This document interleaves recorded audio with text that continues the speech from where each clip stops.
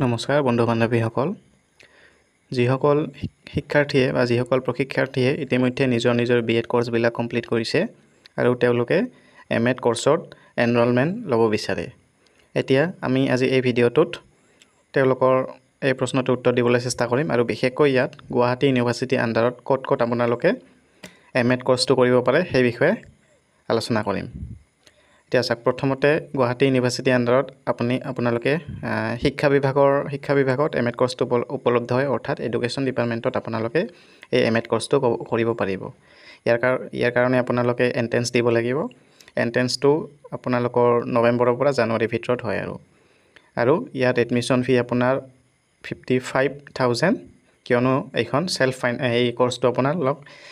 আপোনালোকে সেল্ফ ফাইনান্সত পঢ়িব লাগিব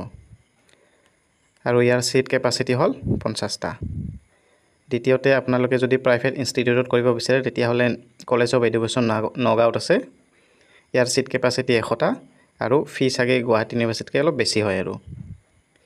তৃতীয়তে আপোনালোকে ক্ষেত্ৰীত যিখন আমাৰ ক্ষেত্ৰী BEd কলেজ আছে অথবা আমি national institute of teacher education বুলি জানো তাতো সিট কেপাসিটি 100টা আৰু ইয়াত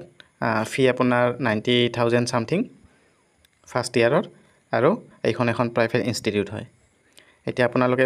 যদি চৰকাৰী ইনষ্টিটিউটত কৰিব খোজে গুৱাহাটী ইউনিভাৰ্চিটি আণ্ডাৰত তেতিয়া এখনেই অপচন আছে ইউনিভাৰ্চিটি কেম্পাছতে অৰ্থাৎ এডুকেশ্যন ডিপাৰ্টমেণ্টত আৰু যদি প্ৰাইভেটত কৰিব বিচাৰে তেতিয়া কলেজ অফ এডুকেশ্যন নগাঁও আছে আৰু national institute of teacher education আছে যদি এই ভিডিঅ'টোৰ ওপৰত কিবা প্ৰশ্ন সুধিব লগা আছে আপোনালোকে নিশ্চয় কমেণ্ট বক্সত সুধিব পাৰে থেংক ইউ